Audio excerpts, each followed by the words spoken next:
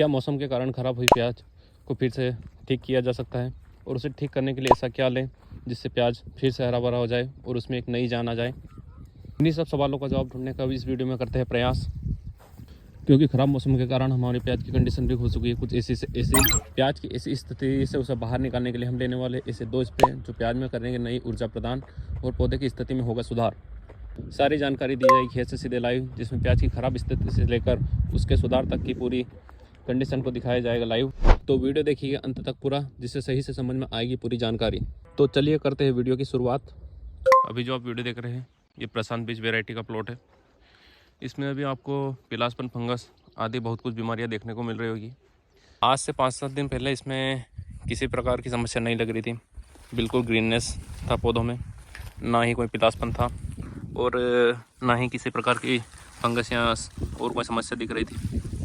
लेकिन 5-7 दिन से अभी हमारे इधर मौसम बहुत ज़्यादा ख़राब रहा है, ओस भी गिर रही है जिससे ऊपर की नोक पीली हो गई है और दिन में धूप नहीं निकल रही है। और 2 दिन पहले अभी बारिश भी हुई थी, जिसकी वजह से पौधे में धीरे धीरे समस्या आने लगी, उसमें पीलासपन आने लगा और फंगस की समस्या देखने को मिली, जिसे ठीक करने के लिए हम 2 स्प्रे लेने वाले हैं जो मौसम के कारण ख़राब हुई प्याज में फिर से एक नई जान भर देगा और पौधों को फिर से हरा भरा करने का कार्य करेगा। जिसमें अगर पहले स्प्रे की बात की जाए तो उसमें हमने फंगीसाइड के तौर पर कस्टोडियो फंगीसाइड को लिया है, जो कि एक सिस्टमिक फंगीसाइड है। जिसमें टेक्निकल की बात करें तो एजेक्स्ट्रोबिन 11% प्लस टेबिकोनाजोल 18.3% एससी फॉर्म में है। यह हमने इसलिए लिया है क्योंकि अभी इसमें मुख्यतः 2 समस्या देखने को मिल रही है। एक तो देखा जाए तो पर्पल ब्लोच की समस्या है, जो कि ये इस प्रकार दिखाई देती है, जिसमें ये पत्तियां इस प्रकार हो जाती हैं, ये सूख जाती है और पौधे को ख़त्म कर देती हैं।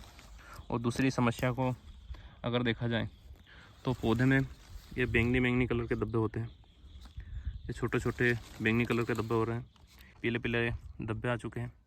ये मुख्यतः झुलसा रोग की शुरुआत है। अगर इसे समय रहते कंट्रोल नहीं करते तो पूरे प्लाट में फैल जाती है और उत्पादन बहुत ज़्यादा गिर जाता है। अभी पिछले सालों में हम ट्रायल लिया था, जिसमें झुलसा रोग पर एक तो फंगीसाइडों का असर बहुत ज़्यादा अच्छा रहा था, जिसका रिजल्ट बहुत पॉजिटिव मिला था। जिसमें से एक फंगीसाइड हमारा कस्टोडियो था, सिस्टमिक फंगीसाइड है जो पौधे के अंदर जाकर कार्य करता है। इसके साथ हमने एक और फंगीसाइड लिया है बायर कंपनी का इंटरकॉल, जिसमें अगर टेक्निकल की बात की जाए तो प्रोपेनेपेप 70% WP फॉर्म में है, जो कि एक कॉन्टैक्ट फंगीसाइड है। ये इसलिए हमने लिया है क्योंकि कस्टोडियो एक सिस्टमिक फंगीसाइड है जो पौधे के अंदर जाता है और उसके बाद अपना कार्य प्रणाली प्रारंभ करता है। उसका असर जब हम स्प्रे करते हैं कुछ दिनों बाद होता है, लेकिन अभी हमें एक ऐसे फंगीसाइड की ज़रूरत थी जो तुरंत कार्य करें, क्योंकि अभी मौसम ख़राब है। ऐसे में पौधे में जो बीमारी है उसे रोकने अभी ज़रूरी है, तो इसलिए अभी हमने कस्टोडियो के साथ इंटरकॉल फंगीसाइड को ऐड किया है।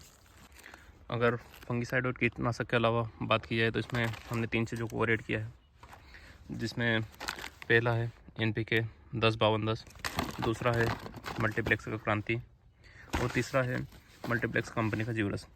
अब इन तीनों की बातें करते हैं कि तीनों क्या कार्य करते हैं। जिसमें अगर पहले बात की जाए जीवरस की तो इसमें 2 चीज़ें हैं, एक humic acid and folic acid. तो ह्यूमिक एसिड जो है पौधों की जड़ों का विकास का कार्य करता है, पौधा अपनी जड़ों को फुटाव अच्छा करेगा, जिससे बीमारी को सहन करने की क्षमता ज़्यादा होगी। और दूसरा फॉलिक एसिड जो पौधे को बढ़वार का कार्य करती है।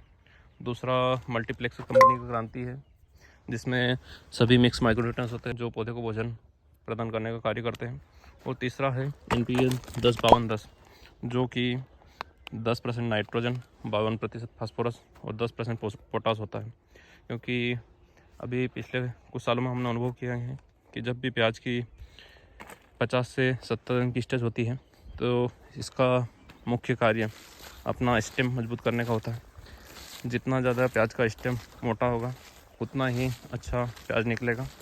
तो ये तीनों चीज़ें स्टेम पे मुख्य कार्य करती हैं, क्योंकि NPK 10-52-10 में 52% फास्फोरस होता है और इस समय पौधों को सबसे ज़्यादा फास्फोरस की आवश्यकता होती है, क्योंकि उसे जितना ज़्यादा फास्फोरस मिलेगा उतना ही उसका स्टेम मोटा होगा।